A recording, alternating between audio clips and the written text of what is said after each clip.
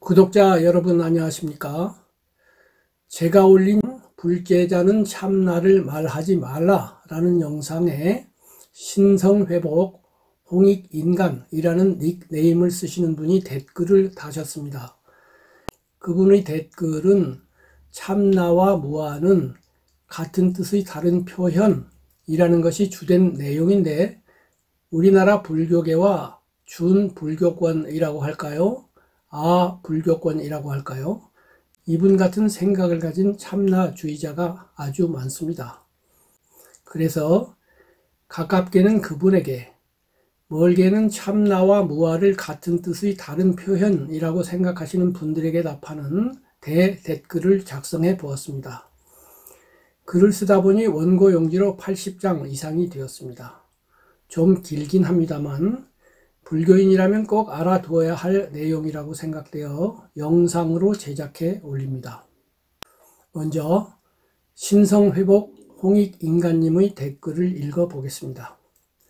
참나, 무아, 공, 진공, 묘유, 천상천하, 유아, 독존 등등은 하나의 체험에서 이루어진 것을 여러 가지 단어로 묘사한 것이므로 결국 같은 내용을 말하는 것입니다.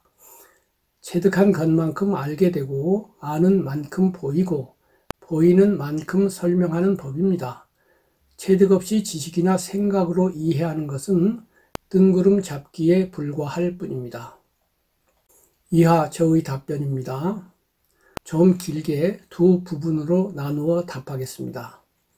먼저 첫 번째 주제인 참나와 진화는 같은 것의 다른 표현이라는 주제에 대해서 님께서는 참나, 무아, 공, 진공묘유, 천상천하, 유아, 독존 등등은 하나의 체험에서 이루어진 것을 여러 가지 단어로 묘사한 것이므로 결국 같은 내용을 말하는 것입니다 라고 말하고 계십니다. 예, 불교 밖에서는 그럴지 모릅니다. 하지만 불교 안에서는 그렇지 않다는 게 제 생각입니다. 이에 대한 저의 의견은 이 영상의 제목 불제자는 참나를 말하지 말라의 주어인 불제자는에 잘 나타나 있습니다. 즉 저는 불제자가 아닌 분들이 참나를 말하든 진화를 말하든 비판하지 않습니다. 불제자는 참나를 말하지 말라가 저의 본의입니다마는, 다만 불제자가 아니면서 불교를 논하는 분들 중에 불교는 무아를 말하지만 그 진의는 참나이다 또는 진화이다, 주인공이다 라고 말하는 분들이 있는데, 그분들에 대해서는 비판하지 않을 수 없습니다. 참나와 무아에 관한 저의 보다 정밀한 견해를 알고 싶으면 제가 올리고 있는 동영상 달라이라마 무아론 시리즈인 달라이라마 참나는 틀렸다, 무아를 말하다 총 5편을 보시기 바랍니다. 저의 그 시리즈는 달라이라마님과 툭텐 최대님이 공저하신 책 달라이라마의 불교 강의에 실려있는 내용을 기반으로 제작되었음을 알려드립니다. 물론 달라이라마가 불교 사상을 대표한다고는 부처님께서 설하신 내용과 100% 똑같다고는 단언할 수 없겠습니다만, 두 사람의 견해가 달라이라마와 부처님만이 아니고 다른 어떤 사람, 아주 의견이 일치하는 것으로 보이는 스승과 제자라고 해도 두 사람의 의견이 100% 일치하는 경우는 현상세계에 단 한 건도 없습니다. 그러니까 달라이라마가 부처님과 의견이 아주 똑같다고는 할 수 없겠죠. 그리고 그것은 당연하겠죠. 그러나 그분이 현재 최상위 급으로 존중받는 세계적인 불교 사상가라는 것은 분명합니다. 그러니 그분의 불교관은 1차적으로 경청하여 참조할 필요가 있다는, 적어도 불교인에게는 그렇다는 점만은 분명하겠죠. 북방 불교권의 대표작격인 달라이라마님과 함께 남방 불교권의 수많은 고승들 및 불교학자들 또한 단 한 분의 예외도 없이, 정말이지 단 한 분도 예외가 없습니다, 무아를 기본 교설로서 강조하고 계십니다. 남방 불교권에는 무려 100만 명이 넘는 스님들이 계십니다. 즉 그분들의 수는 한국 불교 스님들 수의 100배나 됩니다. 이 부분에서는 남방 북방의 차이가 없어요. 그런 가운데 세계 불교권 중 유일하게 한국 불교계에서만 참나를 주장하는 분들이 있습니다. 다만 남방 불교가 무아에 중심을 두고 있는데 비해 북방 불교는 거기에서 더 나아간 공 또는 중도를 말한다는 차이는 있습니다. 참나를 주장하시는 많은 분들이 불교가 말하는 무아의 본뜻, 이것을 잘 알지 못합니다. 한국의 불교인들 중에도 그 뜻을 정확하게 알고 있는 분은 매우 적습니다. 단어는 같지만 그 단어에 대한 정의 자체가 다른 거죠.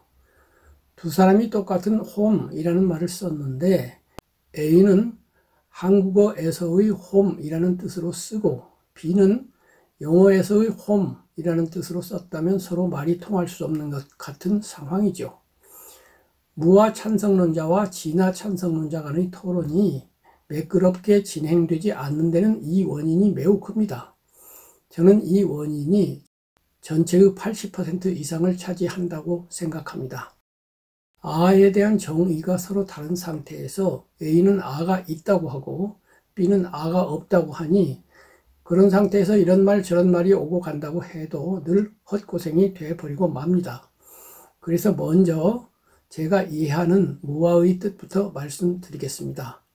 불교에서 부정하는 아는 좁은 의미에서는 세속제, 즉 언어, 개념으로서 소통하는 불법의 본령을 모르는 일반인들의 세계에서 통용되는 진리, 그런 것으로서의 나, 즉 영어의 I, 셀프, 에고를 의미하지만 불교 경전에서 아는 브라만교의 아따, 힌두교의 아트만, 이 아트만이라는 말에는 브라흐만도 포함이 됩니다.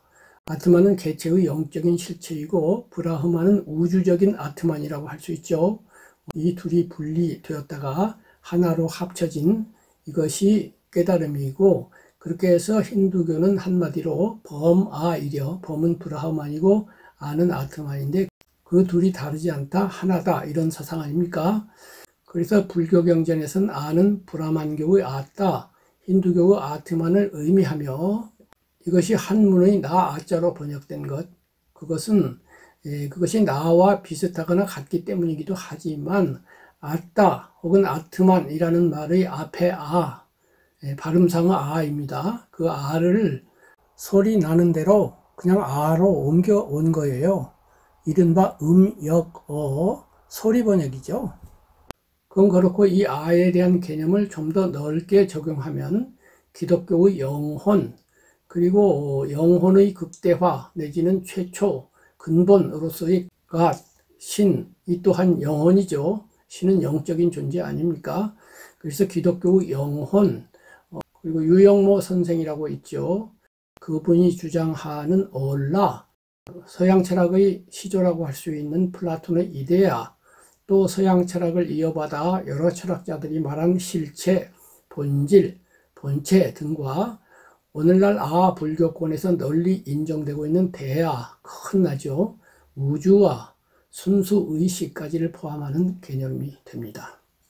이에 대해 대승불교 일부 경전에 등장하는 열애장, 불성은 무엇이냐? 대반열반경은 열반에 상락아정의 특성이 있다고 말하고 있는데 그 아를 어찌할 것이냐는 반론이 있습니다.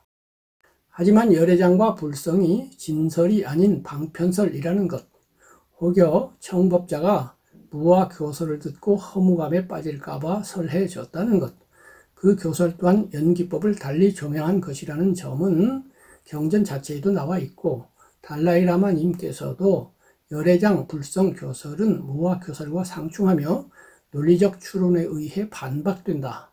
또 깊이 있게 불교를 해석하고 있는 중관학은 그 교설에 동의하지 않는다라고 분명히 말씀하고 계십니다. 선불교 일부 스승들의 본래 면목 등을 거론하면서 불교 또한 참나를 수용하고 있다고 주장하는 분들도 있습니다. 하지만 불교에 본래라는 것은 없습니다. 본래 면목은 힌두교와는 본질적으로 다른 불교 교리의 핵심을 파악 못한 일부 선사들이 말한 것일 뿐 불교에는 그런 개념이 들어설 여지가 전혀 없습니다. 본래 면목은 모든 사물에는 본질, 본체가 있다고 어떤 것이든 그것 안에는 그것을 그것이게 하는 그것만의 자기 성품, 즉 자성이 있다고 믿기 쉬운 일반인의 사고를 멋져 보이도록 포장한 개념입니다. 바꿔 말해서 이런 개념들은 상식에서 한 걸음 나아가면 성립합니다. 그러나 불교는 거기에서 다시 더 나아가 과연 그런 것이 있는지를 묻죠. 그래서 하지만 불교는 인간을 포함하여 모든 사물에는 그것을 그것이게 하는 자성이 없다고 설하고 있으며 이것이 연기법이자 무화법이며 현상, 사물의 공한 성품, 즉 공성입니다. 부처님 당시의 브라만교, 나중에 힌두교가 되었죠. 이 브라만교에서는 자성으로서의 아따를 내세우고 있었는데 아따는 본래 호흡을 뜻하는 말이었으나 생명, 자기, 신체, 타자에 대한 자아, 자아의 본질, 물질 일반의 자기만의 특성, 모든 것의 근원에 내재하여 개체를 지배하고 통일하는 독립적이고 영원한 주체를 의미했습니다. 이 아따를 부정하는 말이 아나따입니다. 아나따라는 빨리어에서 앞에 붙어있는 안은 뒤에 오는 말을 부정하는 접두어이며 따라서 아나따는 아따가 아님, 아따가 없음을 뜻하는데 이를 한어로 번역한 말이 비야, 무아입니다. 무아라는 말은 불교 역사 과정에서 기본적으로는 같으나 정밀하게는 약간 다른 의미로 받아들여졌습니다. 먼저 1. 아함 불교에서는 인간 개체 전체, 개체 내의 생명, 존재들의 고유한 성질 또는 오온을 아로 보고 그것이 없음을 말하고 있습니다.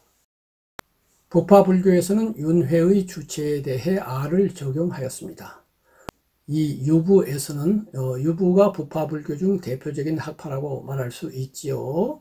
설일체 유부에서는 인하와 법화 등 이 아를 세우고 개체의 중심 생명으로서의 인하는 부정하지만 존재의 구성 요소인 법화는 항상 하며 실체로서 있다고 보았는데 이것이 이른바 삼세 시류 법체 항유죠. 삼세는 과거, 현재, 미래가 시류, 실제로 있다. 법체, 지금 말씀드린 것처럼 존재의 구성 요소인 가장 미세한 단위의 알갱이 같은 거죠. 그것이 항상 있다. 그래서 삼세 시류 법체 항유인데요. 이러한 견해를 이종악견, 두 가지 아에 대한 견해다 이렇게 부릅니다. 3. 독자부와 정량부에서는 비즉 비리온의 아가 있다고 주장했습니다. 그 아는 온에 의해 임시로 구성된 생명을 갖는 개체 그 자체도 아니고 온 이외에 따로 아라고 부를 만한 것이 없다고 생각되는 그런 아입니다. 4.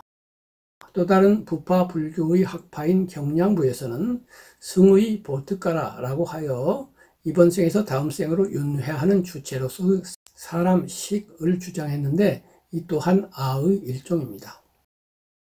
불교 논서 성유식론은 이 모든 부파 불교 내의 아에 대한 견해를 즉온아, 즉 세상 사람들이 나라고 부르는 그런 아입니다. 이온아, 비즉 비리온아 등 3종의 아로 분별한 다음에 이를 비판하고 있습니다. 대승불교는 개체로서의 아, 인하를 부정할 뿐 아니라 일부 부파 불교에서 인정하는 법화, 이때 법은 이제 원자라고 하면 그런 원자, 심신의 원자, 그것이 법화인데요. 그것까지도 없다고 봅니다. 이 인법 무아, 인하도 없고 법화도 없다. 이 교설은 중관 학파에 의해 다른 말로 하면 자성이죠. 자기만의 고유한 성질, 이런 것이 자성인데요. 아라고 할 만한 것이 비었음, 무자성이죠. 이라는 의미에서 공이라는 보다 적극적인 용어로 바뀌어 쓰였습니다. 그러니까 공은 우리가 경험하는 물질이라든가 마음이 없다는 것이 아니고 물질 마음은 있는데 그 마음 안에 자성이 없다. 그것을 그것이게 하는 알갱이, 실체 이런 것이 없다. 텅 빈 채로 그런 알갱이 없는 채로 그러나 현상은 있다. 이런 뜻입니다. 공이라는 말을 무라는 뜻으로 생각하면 안 돼요. 부처님 당시에는 이런 다양한 아 중에서 일에서 다루어진 아가 성행하고 있었습니다. 이런 상황에서 만일 부처님이 힌두교의 전신인 브라만교와 마찬가지로 아따, 일부 선사가 말하는 본래 면목, 뭐 이런 것을 인정하는 사상을 갖고 계셨다면 불교라는 새로운 종교를 창시하실 필요가 없었을 것입니다.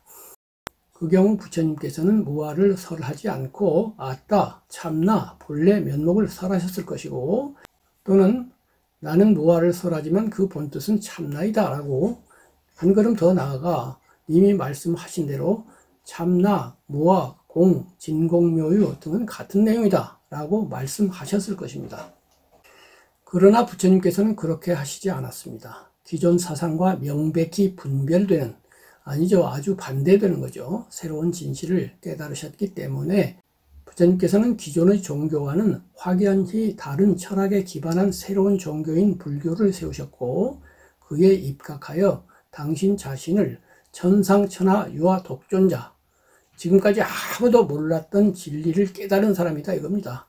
천상천하 유아 독존을 많은 스님들이 모든 사람이 천상천하 유아 독존이란 의미다 이렇게 말씀하시는데 그게 아니에요. 부처님만 천상천하 유아 독존자입니다. 지금까지 없었던 진리를 새로 깨달았기 때문에 붓다입니다. 무상정등각이라고 하죠.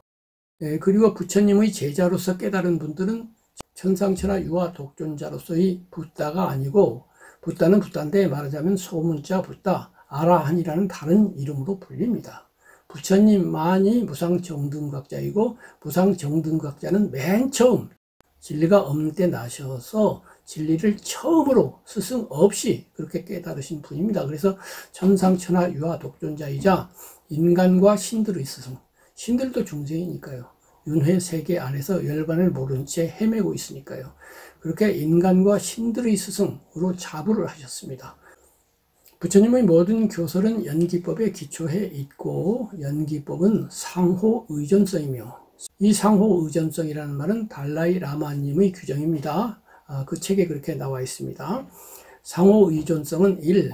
시간적으로 변화함, 무상이라고 그러죠. 2. 공간적으로 모든 사물은 부분의 집합임, 즉 모든 사물은 부분으로 나뉘어짐. 비유로서 1번에 대해서는 씨앗에 의해 싹이 트는 비유를 하셨습니다. 시간적으로 변화하면서 발생하고 소멸하는 것이고요. 2번에 대해서는 몸을 예로 들면서 몸이 머리, 몸통, 2개의 팔, 2개의 다리, 그리고 몸통 안에는 여러 가지 장기, 피부, 뼈 뭐 이런 것으로 구성되어 있다. 이렇게 분석할 수 있다. 이런 뜻입니다. 이렇게 공간적으로 어떤 개체든 그렇게 부분으로 나눌 수 있다. 그 부분이 모여서 전체로서의 사물이 이루어진다. 이런 뜻입니다. 그리고 3번은 마음 이야기입니다. 마음이 대상을 수용하고 거기에 개념이라고 하는 것은 이름을 붙이는 거죠. 개념, 이름 붙임을 가함으로써 현상이 존립, 유지, 소멸된다는 3가지 뜻을 담고 있습니다. 연기법이 그런 것이라면 연기법이 적용되는 현상세계에 참나는 있을 수 없습니다. 참나는 앞에서 든 상호의존성의 3가지 특성을 갖지 않는 어떤 것이고, 이는 그것이 연기법 밖에 존재한다는 것을 의미하기 때문입니다. 1. 참나 신봉자들에 의하면 참나는 무상하게 변화하지 않습니다. 앞에서 상호의존성, 연기의 첫 번째 특징이 무상하게 변화한다, 생겨나고 소멸한다, 뭐 그런 거라 말씀드렸는데, 참나는 그런 것이 아니다 이 말입니다. 그래서 참나는 연기법과 상충합니다. 하지만 그들의 견해와는 다르게 실제 세상은 상호의존성에 의해 지탱되고 있습니다. 이것을 우리는 모두 잘 알고 있습니다. 참나는 부분의 집합계가 아닙니다. 즉 참나는 현상계를 지배하는 원인, 결과라는 인과성은 상대적인 것이죠. 인과성과 분리되어 있는, 인과성의 영향을 안 받는 무엇이죠. 그런 절대적인 무엇, 본래부터 있어온, 그러니까 시간성을 초월하는 겁니다. 인과성이 없어야 본래부터 있어 올 수 있겠죠. 본래부터 있었다면 지금도 있는 것이고 앞으로도 있을 것이고 변화되지 않겠죠. 그러니까 그것은 절대적인 그 무엇인데, 그것에 대해서 생각해 보겠습니다. 이는 논리적 모순에 빠져 있는 주장입니다. 도대체 인과성과 분리되어 있는 절대적인 것이 참나라면 그 절대적인 참나는 거짓나와 어떻게 관련될 수 있단 말입니까? 시간을 초월해 있는 것이 시간 안으로 들어와 시간에 의해 발생하는 원인 결과에 영향을 끼칠 수는 없습니다. 이는 기독교 신에 대해서도 똑같이 말할 수 있습니다. 신은 이런 세계를 초월해서 있다고 하는데 그렇게 초월되어 있는 이상 이런 세계 안으로 들어올 수가 없지 않겠습니까? 같은 의미에서 참과 거짓은 악수를 할 수가 없습니다. 참과 거짓은 상대방을 껴안을 수 없습니다. 심지어는 서로 살을 맞댈 수조차 없습니다. 본질적으로 다른 두 가지 그것들은 서로 섞일 수 없습니다. 거짓이 참이 될 수는 없고 참이 거짓이 될 수도 없습니다. 둘은 각각 따로따로입니다. 즉 거짓나가 아무리 노력을 하고 몸부림을 쳐도 참나와 합쳐질 수는 없는 것입니다. 본래부터 있어 온 것이라는 것도 오순 개념 또는 토론 불가능 개념입니다. 그 본래는 언제입니까? 불교에는 본래라는 개념이 없습니다. 시간상의 최초, 기독교가 말하는 태초, 그런 시간 단위도 설정하지 않습니다. 그 태초의 전은 무엇입니까? 이것은 끝없이 거슬러 올라가고 거슬러 올라가도 끝나지 않는 그러한 무한 소급의 문제입니다. 그런데 어디에서 딱 멈춰가지고 여기서부터 태초라고 이렇게 이름을 짓는데 이것은 쓸데없는 짓이고 비논리적인 이야기입니다. 그 본래라고 하는 거, 끝도 없는 맨 처음을 경험한 사람, 본 사람, 증명한 사람은 없으며 그래서 토끼의 뿔, 토끼도 있고 뿔도 있습니다. 그러나 토끼의 뿔은 없죠. 그래서 그 토끼의 뿔 같은 그 개념에 대해 논의하거나 토론하거나 이야기해본들 다 헛고생에 불과합니다. 이상 연기법의 세 가지 특성 중 두 번째 특성인 이 모든 사물이 부분의 집합으로 이루어져 있음에 비추어 참나 개념이 잘못되었음을 말했는데 이번에는 연기법의 세 번째 특성인 마음이 대상을 수용하고 거기에 개념, 이름을 가함으로써 현상이 존립되고 유지되고 소멸함, 이것을 중심으로 참나를 비판해 보겠습니다. 마음은 언제나 대상과 함께 일어난다고 대상이 일어나면 마음이 즉시 대상을 개념화하고 이름을 붙인다고 불교는 말합니다. 그 관점에서 본래라는 것은 인간의 의식, 생각 안에만 있습니다. 다른 모든 것들도 인간의 마음 안에 대상으로 비춰짐으로써 또는 비춰진 상태로 있기는 합니다만 연이 사물이 실제로 있는 대상물에 비친 그림자, 이 그림자라는 말은 마음을 거울에 비유해서 마음 거울에 이제 영상으로서 대상물이 비친다 이겁니다. 우리가 세계라고 부르고 객관계라고 부르는 모든 것들이 나의 마음 거울에 비친 그림자 같은 것입니다. 그것을 불교에서는 법이라고 합니다. 불교는 대상 세계를 그 자체로서 있다기보다는 마음에 비추어진 영상으로서 다룹니다. 이것은 실존적인 입장입니다. 자연과학과는 다른 실존적인 입장이고 일반인들도 잘 생각해 보지 못하는 그런 문제입니다. 일체 유심조라는 말이 있습니다만 이것은 마음먹기 달렸다 이런 뜻이 아니고 이렇게 일체, 즉 모든 것, 세계, 그것은 내 마음에 비춰짐으로써 있게 된다 이런 뜻입니다. 어쨌든 연이 사물이 실제로 있는 대상물에 비친 그림자인데 비해 그렇긴 하지만 마음 거울에 비친 산이라든가 강이라든가 강아지라든가 고양이라든가 하는 것들이 실제로 있기는 있죠. 그런데 마음 거울은 그렇게 실제만 비친 거울이 아닙니다.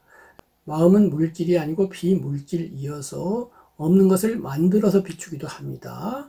그래서 참나는 실제로는 없는 대상을 마음 거울이 스스로 지어서 마치 눈병에 걸린 사람이 꽃무늬를 만들어서 보는 것처럼 본 대상물이라는 데 문제가 있습니다.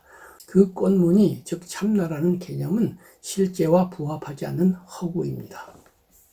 불교는 인간의 마음을 수, 상, 행, 식으로 분별하는데 참나니, 본래니 하는 것들은 상이 짓는 개념 속에만 있습니다. 즉 상을 떠난 현실에서 그런 것은 없습니다.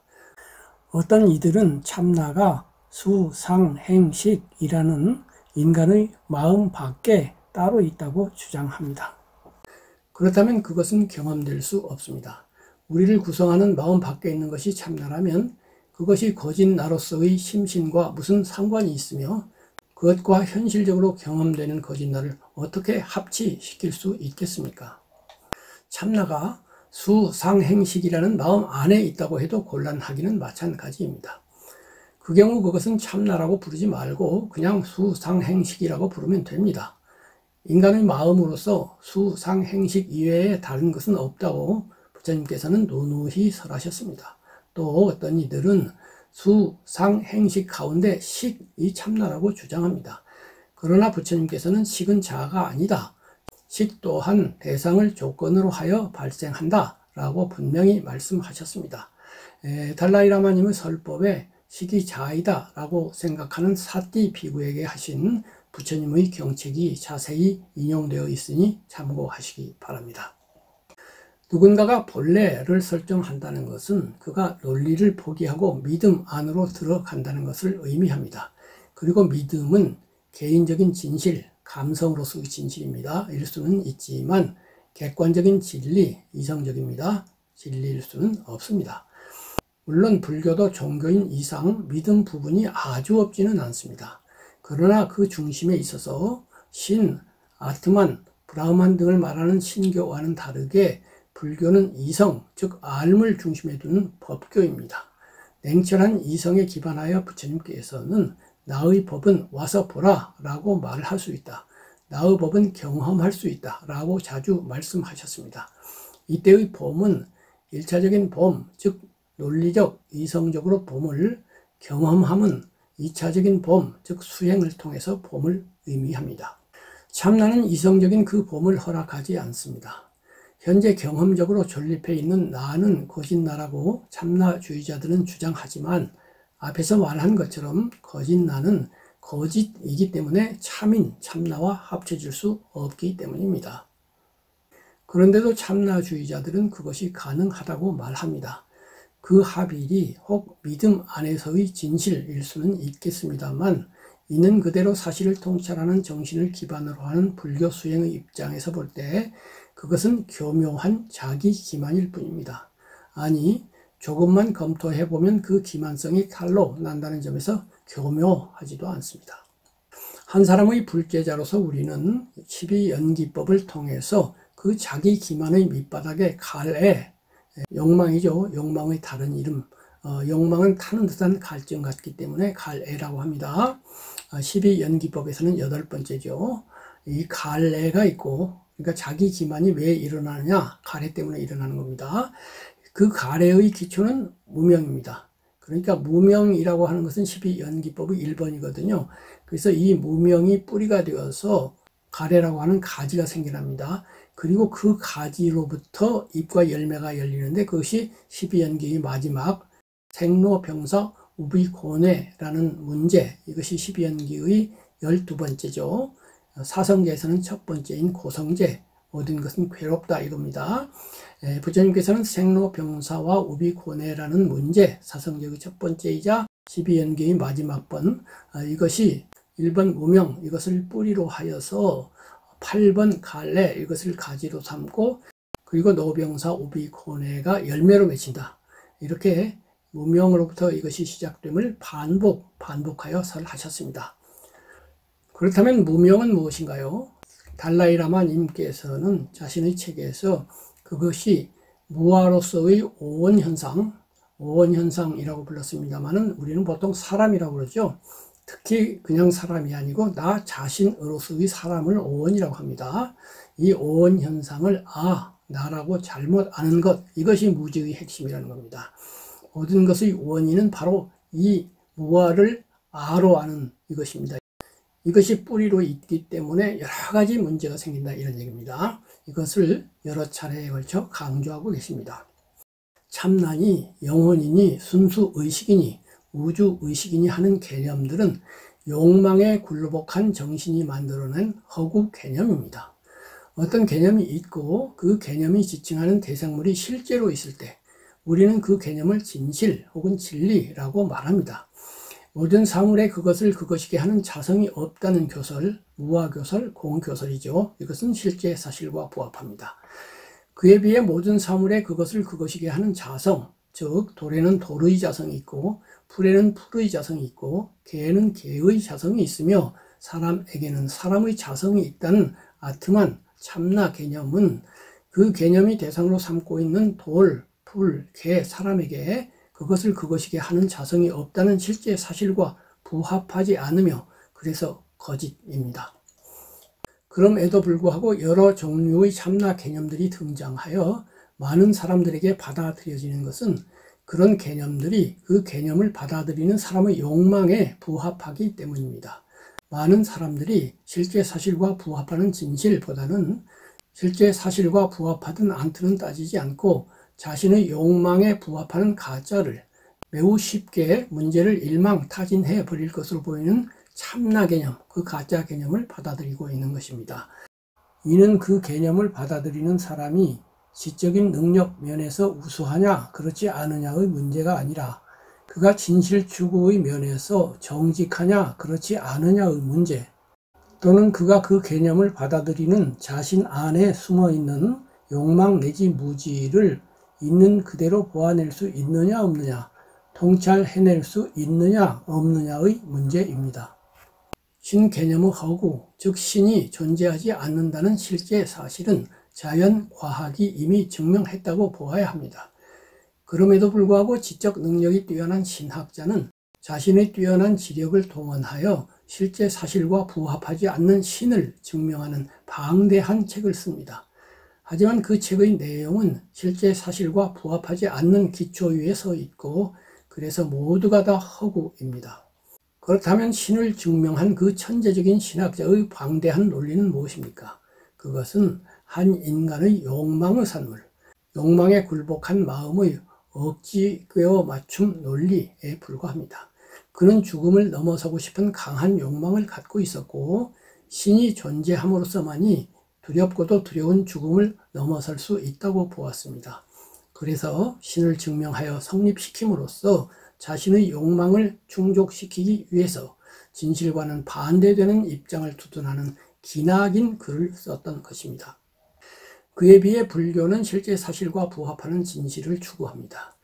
그런 자세로 부처님께서는 세계라는 바깥 대상에서 답을 구하지 않고 오원, 즉 당신 자신의 심신에서 답을 찾으셨습니다.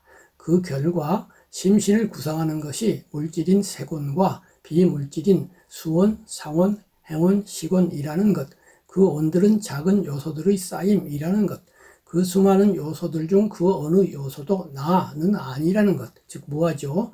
또는 그것들의 공성, 오원을 구성하는 요소들의 자성이 없다는 것, 이것을 깨달으셨고 이것을 반야심경은 오원, 개공 이렇게 말하고 있죠. 이 깨달음을 세 개에 적용하셨습니다. 먼저 당신 자신의 오원을 보고 개공을 깨달으신 다음에 2차적으로 이 세계의 모든 사물 또한 공하다 이렇게 말씀하신 거죠. 여기에서 잠깐 불교 경전에 나오는 것도 아니고 달라이 라마님의 책에 나오는 것도 아닙니다만은 저 자신의 생각을 잠깐 말씀드리겠습니다. 제가 종교를 바라보는 관점, 제가 종교를 바라보는 관점에 대한 이야기입니다. 삶은 문제의 연속입니다. 마치 강물이 끊임없이 흘러내려 오듯이 삶은 끝없이 문제를 흘려내려 보냅니다. 우리는 그 문제를 해결하거나 해결하지 못하죠. 문제가 끊임없이 다가오고 그것을 해결하거나 해결하지 못하는 것이 곧 삶입니다. 그런데 이러한 모든 삶의 문제는 크게 두 가지로 나누어 생각해 볼 수 있습니다. 근본 문제와 지말, 지말이라는 것은 가지와 끝이라는 뜻입니다. 지말 문제가 그것이죠. 그렇다면 근본 문제는 무엇인가요? 그것이 바로 나입니다. 나가 있기 때문에 삶의 문제가 있다 이겁니다. 그것을 저는 나라는 판 위에서 벌어지는 여러 가지 사건으로 비유합니다.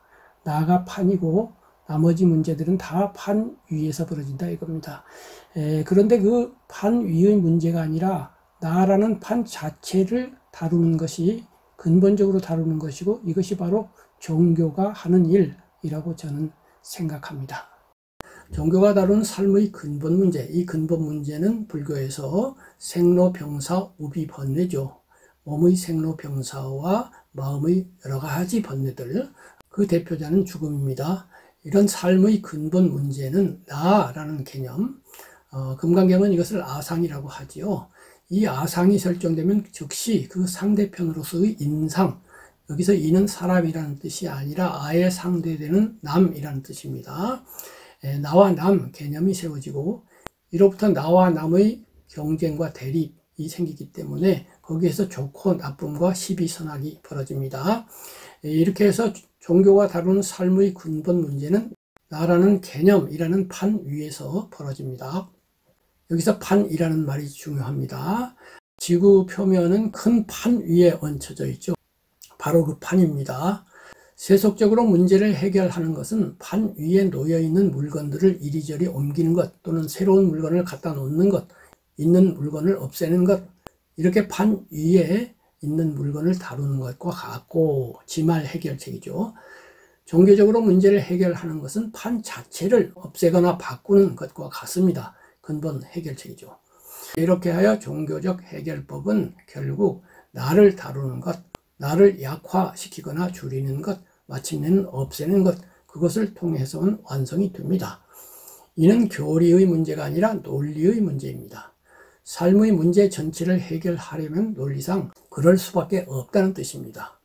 즉, 삶에서 마주치는 수많은 문제들을 하나하나씩 다루는 것이 아니라 한 덩어리로 묶어서 가지, 잎, 열매에서가 아니라 뿌리에서 그렇게 근본적으로 바꾸려면 모든 문제의 근본인 판, 즉 나라는 개념을 쳐 부술 수밖에 없습니다.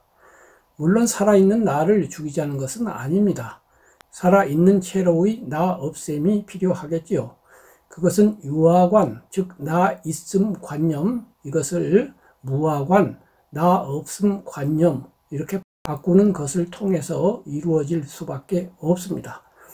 다시 말씀드립니다마는 이는 무아가 옳으냐 진아가 옳으냐 이전의 문제, 삶을 가지나 잎이나 열매에서가 아니라 뿌리에서 다룰 경우, 즉 종교적으로 다룰 경우 필연적으로 그렇게 할 수밖에 없게 된다는 무아와 진아 중 어느 편이 옳으냐라든가 유신론, 무신론 중 어느 편이 옳으냐라든가 하는 문제 이전의 문제, 즉 논리적인 문제입니다.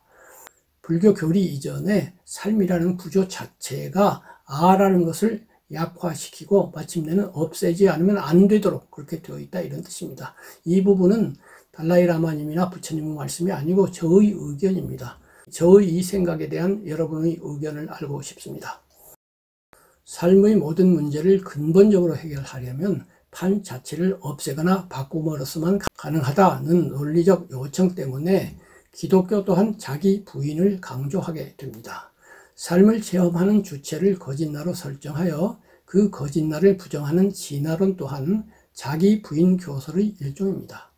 이 점에서 기독교와 참나주의, 그리고 겸손, 소욕, 이타, 봉사를 권하는 모든 사상들 또한 우화의 방향으로 나아가고 있다, 혹은 다가오고 있다고 볼 수 있습니다. 겸손을 비롯한 이들 덕목은 나 또는 나의 연장선상에 있는 것으로서의 나의 소유를 줄이는 것이며, 이들 덕목은 불교에서도 권장됩니다. 다만 불교는 그 다음 차원을 말하는데, 이를 통불계로서 분석해 보면 통불계라고 하는 것은 모든 부처님은 이 법을 설한다 라고 하는 법구경에 나온 유명한 개송이죠. 제약, 막작, 중선, 봉행, 자정, 기의, 시제, 불교죠. 제약, 막작, 악을 행하지 마라, 1층에 해당됩니다. 중선, 봉행, 선을 열심히 행하라, 2층에 해당됩니다. 그 다음에 3층 꼭대기에 해당되는 것이 자정, 기의, 너의 마음을 맑혀라, 이렇게 됩니다. 그리고 그 꼭대기 소실점이 곧 해탈입니다. 이렇게 세 가지를 말씀하신 다음에 시, 제, 불교니라, 시 이것은 제 모든 불교니라, 부처님의 가르침이니라, 이렇게 되어 있어요. 그래서 불교는 겸손, 소욕, 이타, 봉사 등 2층에 해당되는, 중선, 봉행에 해당되는 그 다음 차원으로 자정기의를 말하고 있다, 이런 얘기입니다. 그리고 그 자정기의의 핵심이 무지를 타파하는 것이고, 무지의 타파가 없는 아를 있다고 믿는 그러한 무지, 무명이라는 그러한 이야기입니다.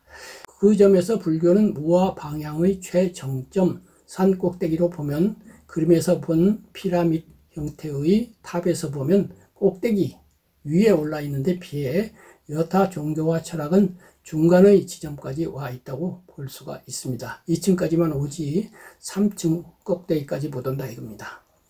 이 주제와 관련하여 불교가 여타 종교와 다른 점은 자기 부인을 끝까지 밀어붙인다는 점입니다.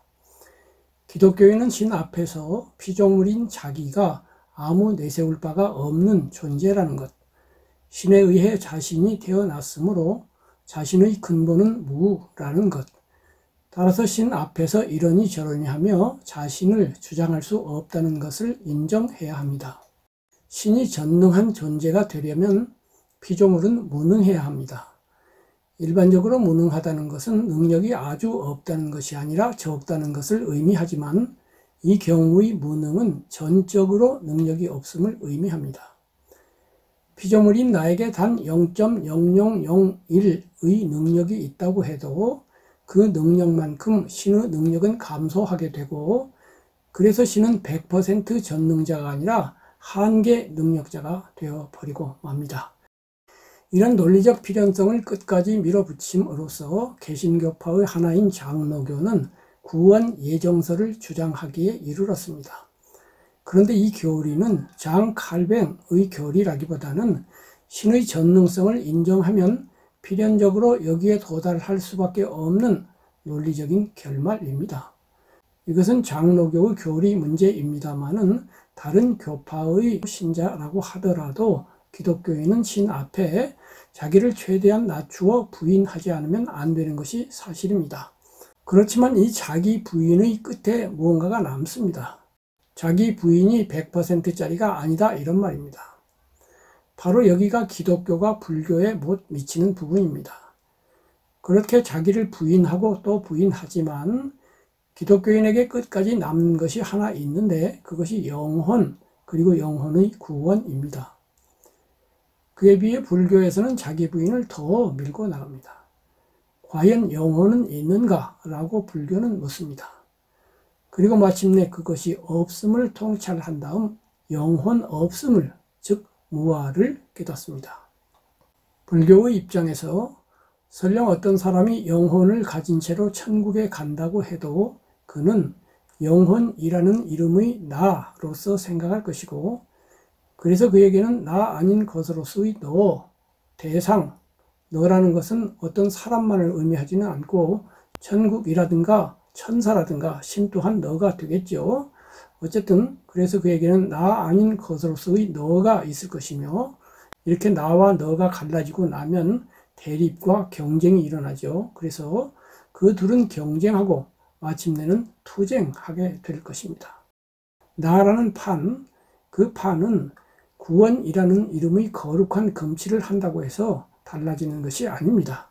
그 판을 천국으로 옮겨 놓는다고 해서 달라지는 것도 아닙니다. 같은 의미에서 불교권에서 주장되는 영성이라든가 진화라든가 대야라든가 우주화 등도 그것이 아인 이상 앞에서 논의한 기독교의 영혼과 똑같은 한계에 봉착할 수밖에 없습니다. 나 없음, 나 없음, 나 없음. 끝까지 나를 인정하지 않는 밀어붙임. 이것이 구도자 고타마 시다타가 여타 인류의 스승들과 다른 점이었습니다. 그 위대하고 위대함을 생각할 때마다 저는 그 구도의 치열함과 진실에 있어서의 정직함에 전율하게 됩니다.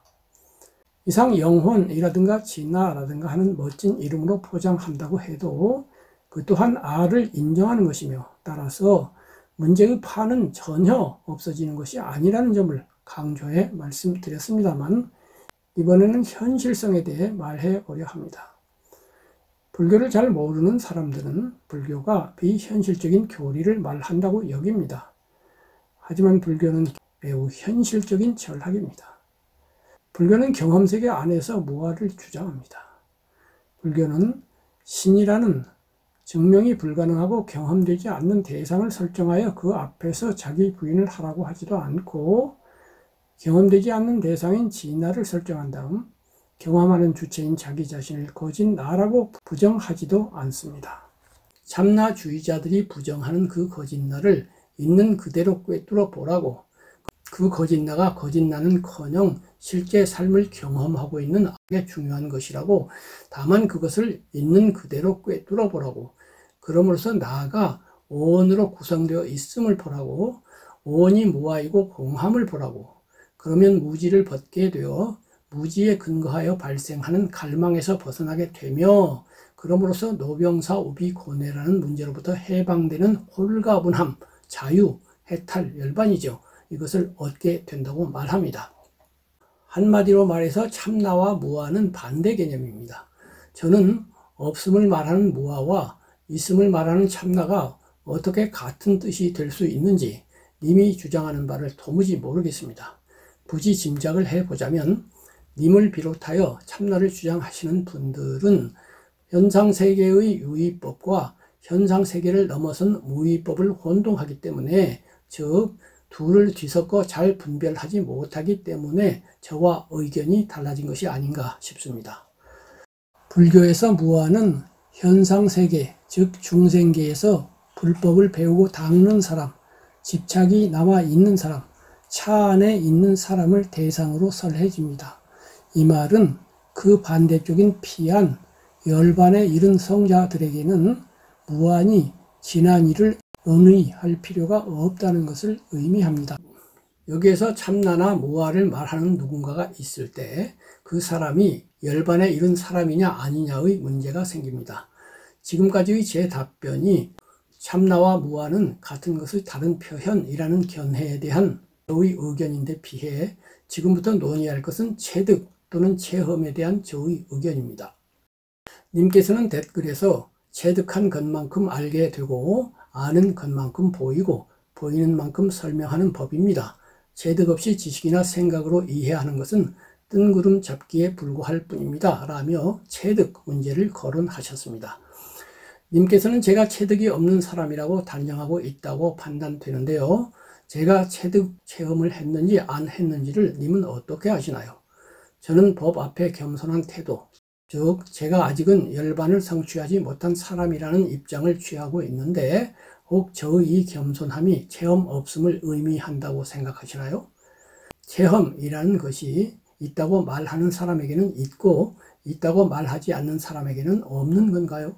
또 그렇게 저의 무체득을 비판하시는 님은 열반을 체득 체험하셨나요?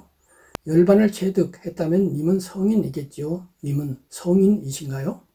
제가 보기엔 님은 성인이 아닙니다. 성인은 이런 데 나와서 댓글 같은 걸 달지 않거든요. 그래서 만일 님이 열반을 성취한 분이 아니라면 님이 말씀하시는 체험이라는 것은 열반계 아닌 중생계에서의 체험, 현상계 안에서의 체험, 연기법이 적용되는 유의세계에서의 상대적인 체험일 뿐이고, 그 점은 열반에 이르지 못한 저의 모든 체험에 대해서도 똑같습니다.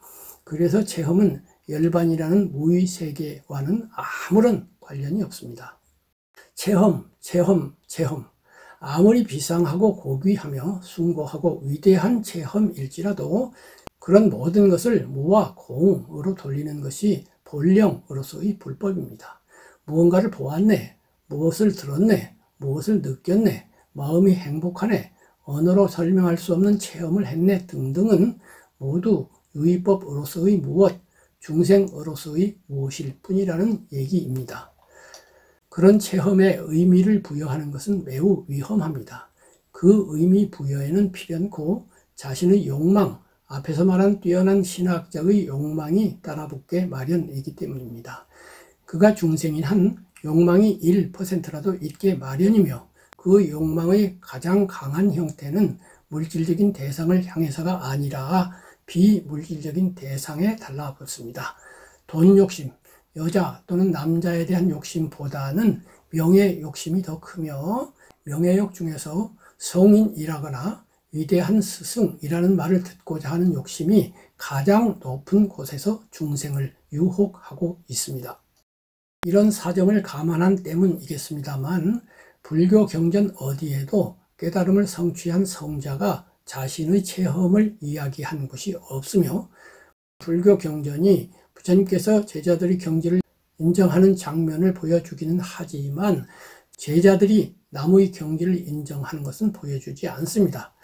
제가 강조하고자 하는 것은 부처님을 제외한 모든 불제자는 함부로 내가 어떤 경지에 이르렀다느니 내가 높은 경지에 이르렀다느니 아니라느니 님의 경우처럼 내가 무슨 체험을 했고 그것이 불법의 진경 앞으로 나아간 경지다 이겁니다. 진경을 의미한다느니 하는 자부를 해서는 안 된다는, 특히 남 앞에서 그런 말을 해서는 안 된다는 점입니다. 님이 그토록 강조하시는 체험이라는 것은 깨달음 즉 무위법과는 아무런 관련이 없습니다.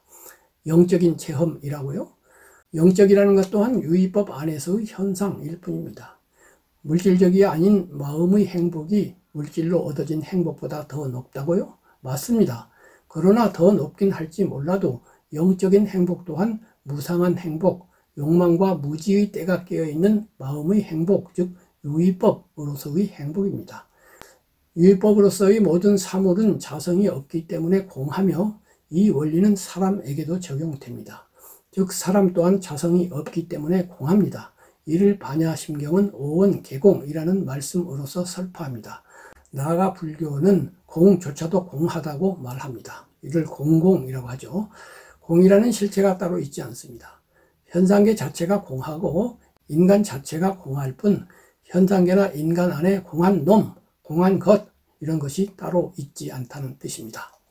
또한 그 공한 놈이 현상계나 사람, 나 자신을 출현시키지도 않습니다. 비유하면 공성은 강 같은 것입니다. 개념과 언어로서 소통하는 만야띠, 세속진리 차원에서 우리는 강, 명사입니다. 명사태. 강이라는 말을 많은 물이 줄지어 흐르는 현상, 동사태로 봅시다. 흘러가는 현상 이라는 뜻으로 사용합니다마는 빠라마타, 궁극진리입니다. 빠라마타 차원에서 물의 흐름이라는 실제 사실, 동사적 사실은 있어도 강 안에 강을 강이게 하는 자체, 자성이죠. 제가 앞에서 놈이라고 부른 겁니다. 그 자성, 놈, 명사태 그런 것은 없습니다. 같은 의미에서 공이라는 말을 쓰기는 합니다만은 공 자체는 없다 이런 얘기입니다. 물의 흐름을 강이라고 부르는 것은 어쩔 수 없어서입니다. 그렇게 부르듯이 사물이 자성 없이 흘러가는 사태, 이 동사태를 공이라고 부르게 되는데 이것은 언어 때문입니다. 언어라는 것이 명사를 주어로 하지 않으면 성립하지 않기 때문에 동사태로서의 물의 흐름을 강이라고 하는 명사로 바꾸고 그것을 주어로 삼지 않을 수 없다 이런 뜻입니다. 공이라는 놈이 없고 보면 그 놈이 강을 흐르게 하지 못할 것은 당연합니다. 진공묘유라지만 진공이 묘유를 낳는 것이 아니며 묘유를 움직이게 하는 것도 아닙니다. 사물의 진공성 자체가 묘유입니다. 천태지의 대사는 공, 가, 중, 삼재를 설하셨습니다. 모든 사물의 본성은 비어있고 마음에 투영된 그림자로서 이름과 개념으로서 흐르고 있습니다. 그래서 그 안에 그것을 흐르게 하는 주체, 주제자, 통제자, 주권자, 참나, 주인공 뭐 이런 명사태로서의 놈은 없어요. 이것이 공성이죠. 하지만 동사태로서의 강이 없는 것은 아닙니다. 주체가 없는 상태로 흘러가고 있는 거죠. 이것이 가입니다. 그러니까 가는 주체가 없다는 점에서 임시적인 사태라는 것이지 물의 흐름 자체가 없다는 뜻은 아니에요. 그래서 이 둘, 공과 가를 시소의 양편으로 놓고 중간에서 양쪽을 바라보아 어느 한편에도 기울어지지 않는 중심을 잡아야만 하는데 이것이 중도입니다. 그렇긴 합니다만 이것은 현상계, 즉 중생이 바라보는 세계에서 앞서간 선지식이 제자들을 위해서 우리들을 위해서 이러니 저러니 변별해 주시는 이야기이고 삼재를 깨달아 모든 것이 비워진 위 없는 경지인 열반에는 이런저런 개념이나 언어가 붙지 않습니다. 철저하게 부정한 그 자리 아닌 자리에서는 불교 교설조차도 뗏목에 불과합니다. 참나주의자들 또한 언어, 개념이 붙지 않는 차원을 말합니다. 그 주장이 불교와 다른 점 중 하나는 참나주의자는 그 초월성을 현상세계 안에서 주장하는 데 비해 불교는 그 초월성을 피한 세계인 열반, 즉 무위법에만 적용한다는 점입니다.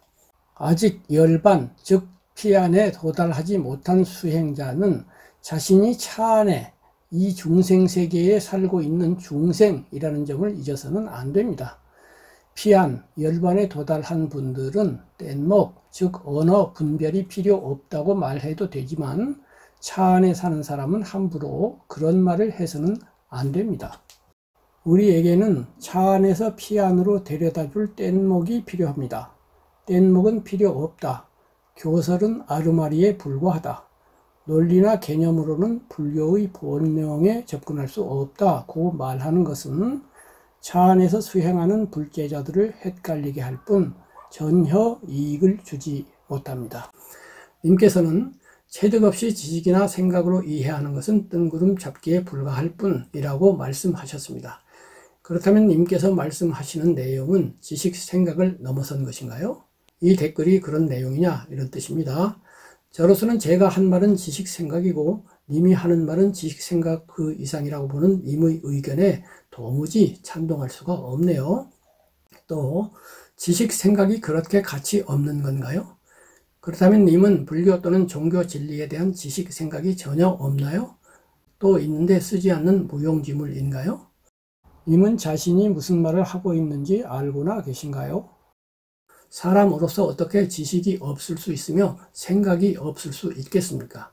또한 아무리 열반경을 성취한 성자라고 해도 지식 생각을 사용하지 않고 어떻게 설법을 할 것이며 그 설법을 듣는 일 또한 지식 생각을 통하지 않고 어떻게 들을 수 있겠습니까? 지식 생각은 불필요한 것이 아니라 그것에 국집할 때와 그것이 도달하지 못하는 무의 세계를 언급할 때만 문제가 됩니다. 하지만 저는 지식 생각에 국집하지 않으려고 노력하고 있으며 그것이 도달하지 못하는 무의 세계에 대해서 생각의 한계성을 잘 알고 있습니다. 제 생각에 지식 생각은 그런 문제점과 함께 잘 이용하면 열반이라는 무의 세계로 나아가게 하는 좋은 길잡이가 되어줄 수 있습니다. 아르마리 하면서 지식 생각을 폄하하는 대부분의 사람은 그런 말로써 자신의 부족한 지식 생각을 변명하고 호도하는 사람들인 경우가 10중 8구라고 저는 생각합니다. 만일 아름아리로 불교를 논해서는 안 된다는 사람들의 견해가 맞다면 부처님께서는 무엇 때문에 45년에 걸쳐 고구정령 불법을 설하셨단 말입니까? 그 설법이 다 지식 생각에 근거한 아름아리의 제공 아니었던가요? 달라이라마 존자께서도 불교는 논리적으로, 즉 지금 토론하고 있는 내용으로 돌아가면 지식 생각으로서 추구되어야 한다고, 그러나 논리만으로는 그 기초를 다질 수 있을 뿐 최종적인 열반 성취는 되지 않으므로 논리 추구로서 얻은 정견을 지도책 삼아서 내비게이션 삼아서 수행을 해 나가야 한다고 말씀하고 계십니다. 이상 좀 길게 말했습니다. 이치에 맞는 대답이 되었기를 바랍니다. 님이 항상 건강하고 평화롭기를 기원합니다.